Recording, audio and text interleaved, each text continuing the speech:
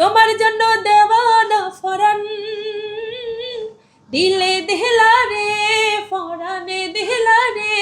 গানের শিরোনাম হলো দিলে দিলারে, আর গানটির সিঙ্গার বিন্দুকণা আপু আমার পাশেই বসা। গানটি রিলিজ করবো আমরা 31st নাইট উপলক্ষে 28শে ডিসেম্বর বিন্দুকণা ইউটিউব চ্যানেলে। আর গানটি পুরোপুরি নাচের একটি গান, নাচের পোষণেই করা। আমাদের এখানে মডেল ছিল সাজ্জাদ চৌধুরী, মোটামুটি সবাই চেনে এখন ইন্ডাস্ট্রিতে। আর আমাদের কম্পোজ করেছে সজীব চৌধুরী, খুবই সুন্দর কম্পোজ গানটা, মানে একটু সিলেটি ভাষায় গানটা, কিন্তু পুরা রিদমে গানটা প্রথম থেকে লাস্ট পর্যন্ত। আর আপু নিজেই পারফর্ম করছে নিজের গানে, বাকিটা আপুর মুখে শুনি। দিলে দিলা রে ফরানে দিলা রে, এত ব্যথা কেমনে দিলা রে।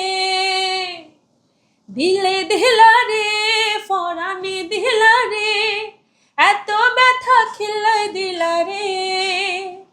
তোমার জন্য পাগল আমি, তুমি কেন বোঝো না। দিনে রাতে তোমায় খোঁজে, তুমি একবার খোঁজো না। তোমার জন্য দেওয়ানা ফরান, দিলে দিলা রে ফরানে দিলা রে, এত ব্যথা খিল্লাই দিলা রে। আমার নাম যে বিন্দুকণা, এটার আগে বলবো যে আমি মিডিয়াতে যখন পথ চলা আমার শুরু হয়, তখন হচ্ছে আমি শাহ আব্দুল করিম গান দিয়ে আমার এই জায়গাটা স্টাবলিশড হয়। তো এখন এমন একটা আঙ্গিকে ভাই আমাকে প্রেজেন্ট করছে, এটা হচ্ছে সিলেটি অ্যাকসেন্টের গান। যারাই শুনলেন তারা একটা কথাই বলছে যে না, গানটা একটা ডিফারেন্ট একটা গান হয়েছে।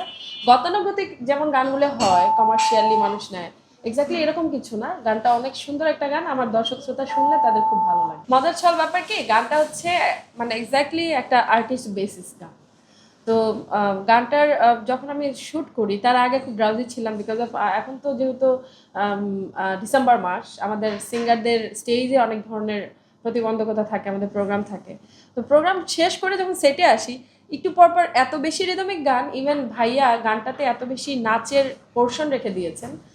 আমি ওনাকে বলছিলাম যে ভাইয়া যদি কোনো অ্যাক্টর এখানে অ্যাড হয় তাহলে আই থিঙ্ক বেটার হয় আমার জন্য, আমি লিড পার্টগুলো করে নেব। তো ভাইয়া আমাকে দেখে বললেন না, আপনিই তো এলিজিবল, সো পারফরমেন্সগুলো আপনিই করতে পারেন। তখন হয় কি যে যখনই পারফরমেন্স করতে যাই, তারপরে যখন বসি তখন আমি ঘুমাই যাই। এখন ভাইয়া আমাকে বারবারই বলে যে আপু একটা কাজ করি, তাহলে আপনার ডান্স পোর্শন কমায় দিই বা আপনার অভিনয় পার্সনটা কমায় দিই, আমরা শুধু লিড পার্টটা নিই। তা আমি তখন ভাইয়াকে বলছি যে না না, আমাকে কনসিডার করো না, আমি অবশ্যই ক্যামেরার সামনে যখন যাব আমি প্রফেশনাল আর্টিস্ট, এখানে আমাকে কনসিডার করো না। তো ভাইয়া এই ফুটেজটা ভালো পাইছে যে ওর যখন ক্যামেরার সামনে আমি যাচ্ছি, সে তার আগ মুহূর্ত ভাবছে যে না, বিন্দুকে দিয়ে হবে না। বাট যখন ক্যামেরাটা অন হয়, তখন ভাইয়া বলে যে আমি আসলেই মানে অবাক যে কিভাবে এটা সম্ভব। গানটার মধ্যে আধুনিকতা, মানে আমরা যেই এখন যে জেনারেশন, এই জেনারেশনটা এই গানটাকে ভালোবাসবে।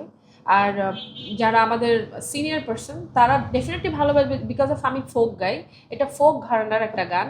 আরেকটা ব্যাপার হচ্ছে এটা সিলেটি অ্যাকসেন্টের গান। এখন সিলেটি গানগুলো মানুষ খুবই পছন্দ করে।